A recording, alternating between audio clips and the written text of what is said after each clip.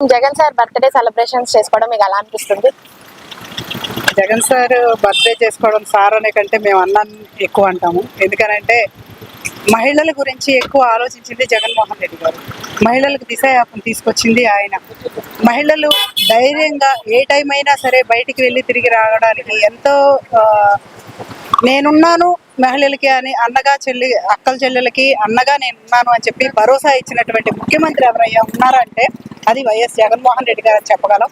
ఈ రోజు ఆ మహాత్ముడి పుట్టినరోజు మేము చేసుకోవడం అంటే దేవుడిగా మేము ఆయన భావిస్తాము. ప్రతిపక్షంలో ఉన్నారు కదా మేడం, మరి మీకు భయంగా లేదా? ఎంత హంగామా చేస్తున్నారు? అస్సలు భయం ఎందుకండి? ప్రతిపక్షంలో ఉన్న మేము ఎవరిని ఏమి దూషించట్లేదు కదా. మా నాయకుడి పుట్టినరోజు మేము ఘనంగా జరుపుకుంటున్నాం. అయినా సరే ప్రతిపక్షాలు బ్యానర్స్ కానీ ఏవి కట్టనివ్వకోకుండా ఎక్కడా కూడా హడావిడి చేయనివ్వకోకుండా చాలా విధంగా అడ్డంకులు పెడుతున్నారు. అయినా సరే మేమేమి ఆపము. మా నాయకుడు పుట్టినరోజు మేము సెలబ్రేట్ చేస్తాం. మేము చాలా సంతోషంగా ఉన్నాం ఆయన పుట్టినరోజు జరుపుకోవడానికి. మీరు ఎంత సంతోషంగా చేసుకుంటున్నారు కదా, మరి జగన్ గారు ఇక్కడ లేకపోవడం మీకు బాధగా ఉందా? జగన్ గారు ఇక్కడ ఉంటే ఇంకా ఎక్కువగా ఆయన ఇబ్బంది పెడతారు.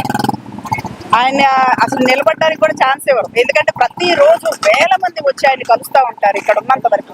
ఇక పుట్టినరోజు అంటే అసలు ఆ సందోహాన్ని ఆ జన సమూహాన్ని ఎవ్వరు ఆపలేరు. ఎందుకనంటే ఇక ఎటువంటి పోలీస్ బందోబస్తు దిగినా సరే అదే ఇప్పుడున్న ప్రభుత్వం కూటమి వల్ల కూడా అయ్యే పని కాదు.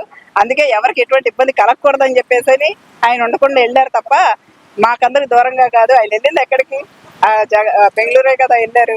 తప్పకుండా ఆయన ఎక్కడున్నా సరే నిండు నూరేళ్ళు సంతోషంగా ఉండాలని మా అక్క చెల్లెలుగా మేము దీవిస్తున్నాము.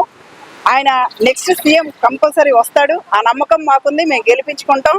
మా అన్నను మేము సీఎం కుర్చీలో చూస్తాం. ఓకే.